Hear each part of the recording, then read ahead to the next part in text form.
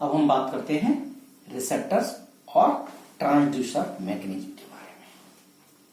Transducer mechanism provide amplification of signal and also provide integration of concurrently received extracellular and intracellular signal at each step.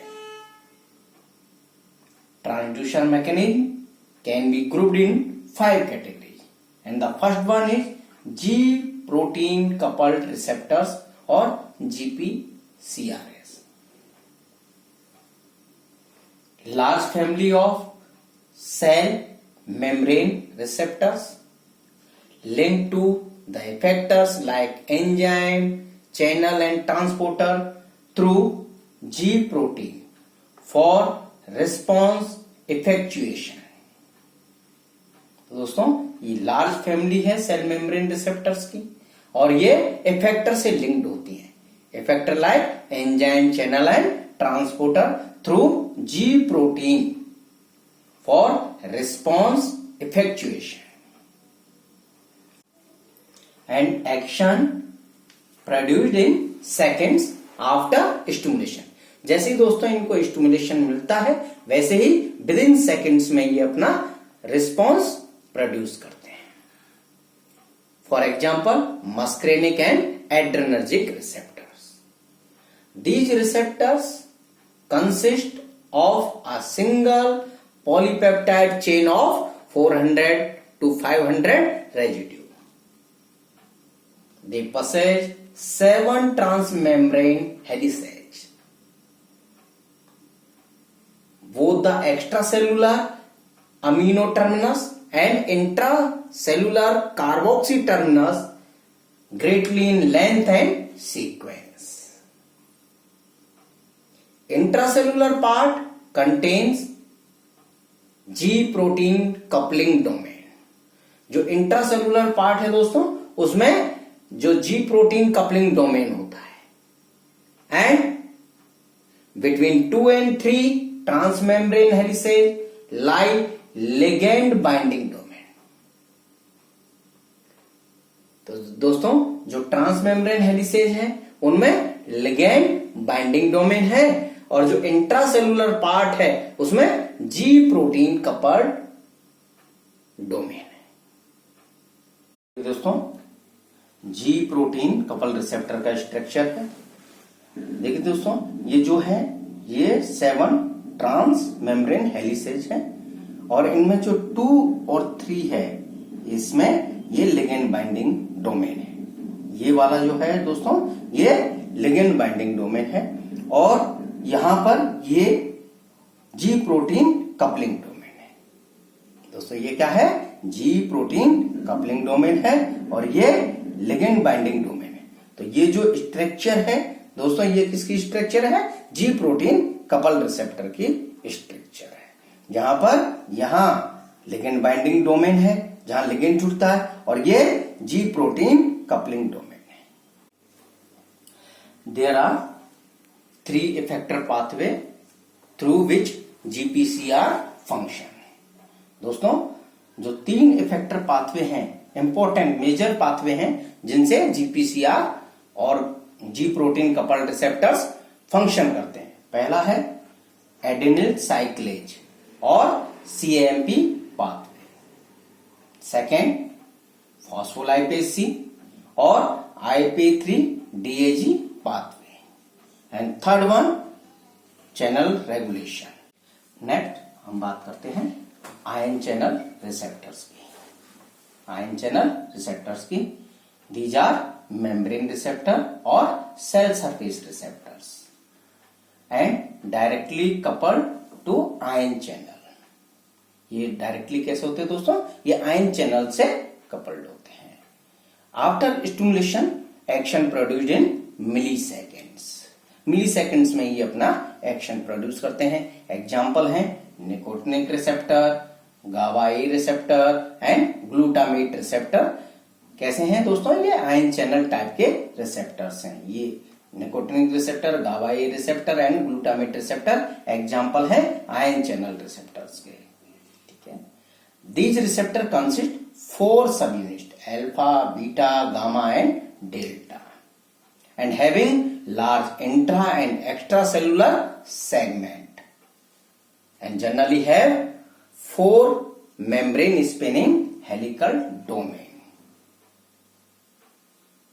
and long extracellular N terminal और alpha subunit has binding domain। देखिए दोस्तों, ये इसकी structure है ion channel receptor की। जो ये N terminal है, ठीक है, लॉन्ग एन टर्मिनल है ये, और अल्फा सब यूनिट है ये, क्या है, बाइंडिंग डोमेन है। यहीं पर एगोनिस्ट जुड़ता है। ये 20 स्पेनिंग मेम्ब्रेन हेलिकल्स होते हैं, डोमेन्स होते हैं, ठीक है, इसलिए मैंने इसे 4 और 5 लिखा है, इंटू 4 और 5। चैनल, ये नीचे आप देख रहे हैं, ये चैनल लाइनिंग है, और ये अपना एक्शन एक्चुअली में जैसे ही एगोनिस्ट जुड़ता है तो ये आयनिक कंसंट्रेशन में चेंज करके ये अपना एक्शन शो करते हैं। ये क्या करते हैं दोस्तों, ये आयन चैनल की ओपनिंग या क्लोजिंग से अपना एक्शन, तो इससे क्या होगा, आयन की कंसंट्रेशन या तो इंक्रीज हो जाएगी, साइटोसोलिक आयनिक कंसंट्रेशन, या डिक्रीज हो जाएगी, और उससे ये अपना एक्शन शो करते हैं। नेक्स्ट रिसेप्टर है transmembrane enzyme linked receptor. Transmembrane, ये ट्रांसमेम्ब्रेन रिसेप्टर है, having large extracellular ligand binding domain, having large extracellular ligand binding domain, connected through a single transmembrane helical to intracellular subunit। देखिए दोस्तों, ये यहां पर ये large extracellular binding site domain है, जिसमें ये बाइंडिंग डोमेन है, ठीक है, और ये सिंगल ट्रांसमेम्ब्रेन हेलिकल से इंट्रासेलुलर जो सब यूनिट है उससे ये जुड़ा हुआ है, जहां पर कैटालाइटिक डोमेन प्रेजेंट है।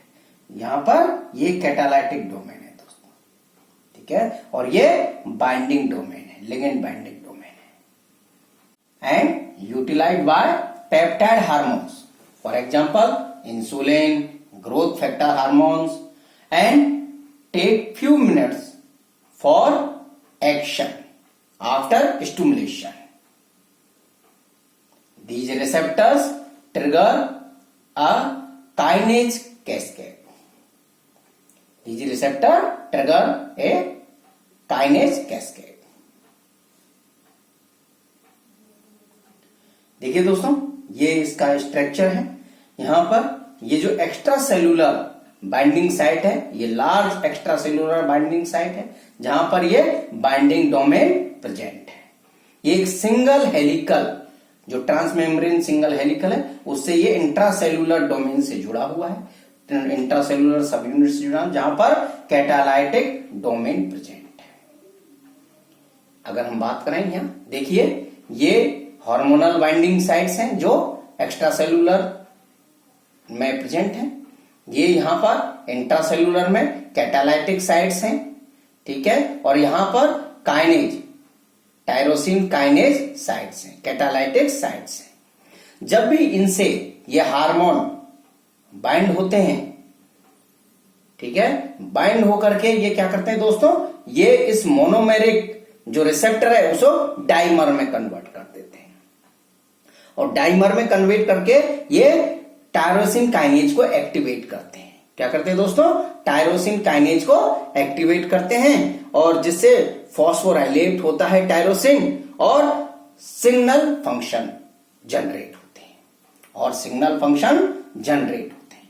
देखिए, ये बाइंडिंग ऑफ पेप्टाइड हार्मोन्स, ये बाइंडिंग हो रही है इनकी पेप्टाइड हार्मोन्स की, लाइक इंसुलिन और ग्रोथ फैक्टर हार्मोन्स, ठीक है। ये जो मोनोमेरिक रिसेप्टर है ये डाइमर में कन्वर्ट हो जाता है, जिससे और ये एक्टिवेट करता है टायरोसिन काइनेज को, जिससे टायरोसिन फॉस्फोराइलेट होता है और सिग्नलिंग फंक्शन प्रोवाइड होते हैं, जो सिग्नल्स है वो प्रोवाइड होते हैं। Next, transmembrane JAK STAT binding receptors. Not having any intrinsic catalytic domain. दोस्तों जो अभी हमने बात की थी, जो साइटोसोल में जो इंट्रिंसिक कैटालाइटिक डोमेन था,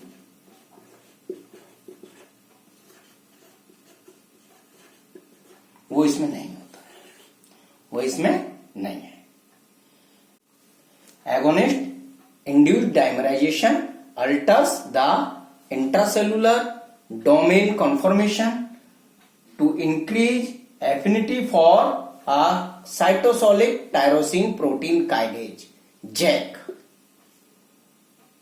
दोस्तों जो एगोनिस्ट है, जैसे ही एगोनिस्ट क्या करता है, ये एगोनिस्ट डाइमराइजेशन को इंड्यूस्ड करता है।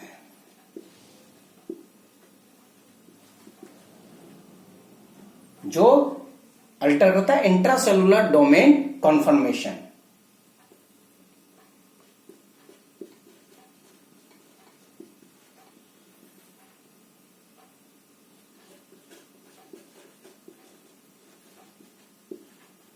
और इससे क्या होता है, इसकी एफिनिटी जो है वो इंक्रीज हो जाती है। एफिनिटी किसके लिए, टायरोसिन प्रोटीन काइनेज और जैक के लिए।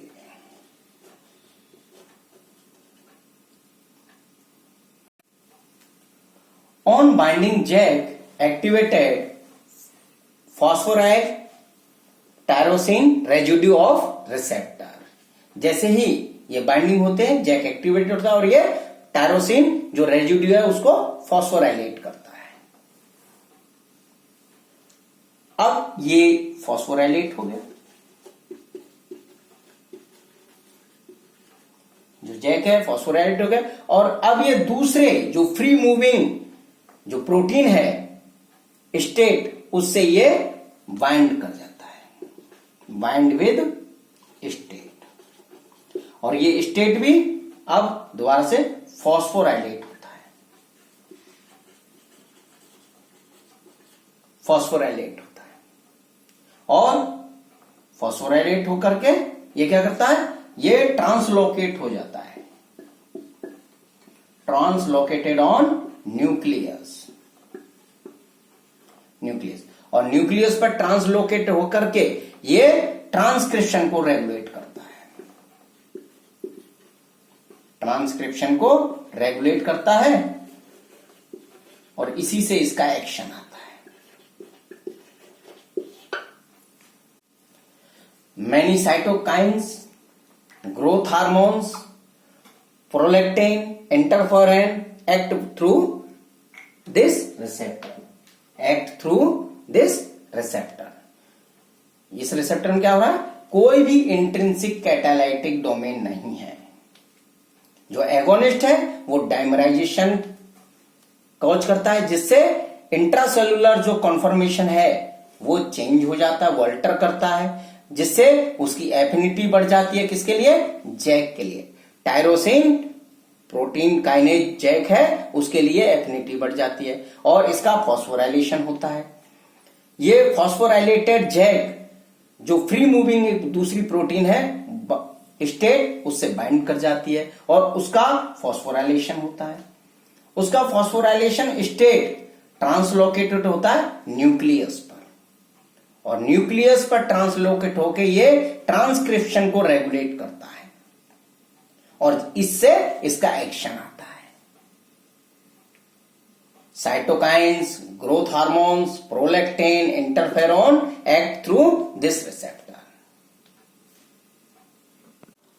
नेक्स्ट बात करते हैं रिसेप्टर रेगुलेटिंग जीन एक्सप्रेशन और nuclear receptor located intracellularly on nuclear membrane. देखिए जो और रिसेप्टर हमने पढ़े थे वो कहां थे, एक्स्ट्रा सेलुलर थे, ट्रांस मेम्ब्रेन पे थे, ठीक है। ये कैसा है, ये इंट्रासेलुलर है और न्यूक्लियर मेम्ब्रेन पे। कंट्रोल जीन ट्रांसक्रिप्शन, ये जो न्यूक्लियर रिसेप्टर्स हैं ये क्या करते हैं, ये जीन ट्रांसक्रिप्शन को रेगुलेट करते हैं। For example steroid hormones, thyroid hormones, lipid soluble substance cross cell membrane and attach nuclear receptors. Then control transcription, और ये ट्रांसक्रिप्शन कंट्रोल से एमआरएनए के सिंथेसिस अल्टर होता है, जिससे प्रोटीन सिंथेसिस अल्टर होगा और रेस्पॉन्स क्रिएट होगा, और ये ही आपको बायोलॉजिकल रेस्पॉन्स के रूप में दिखाई देगा। देखिए रिसेप्टर के हम देख रहे हैं, ये यहां पर बाइंडिंग डोमेन है और ये डीएनए बाइंडिंग डोमेन है, जिसे जिंक फिंगर्स भी कहते हैं। ये एन टर्मिनल है इसका, ये लार्ज बाइंडिंग डोमेन्स है।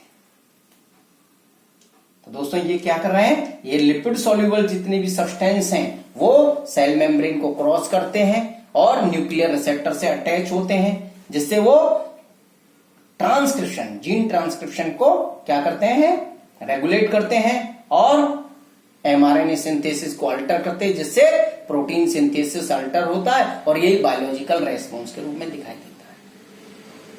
ये न्यूक्लियर रिसेप्टर आपको एक्शन प्रोवाइड करवाते हैं। तो हमने ये सारी बातचीत रिसेप्टर्स के बारे में की है, और अगर आपको मेरा वीडियो पसंद आया है तो उसे लाइक करें, शेयर करें और मेरे चैनल को सब्सक्राइब करें। Thank you very much.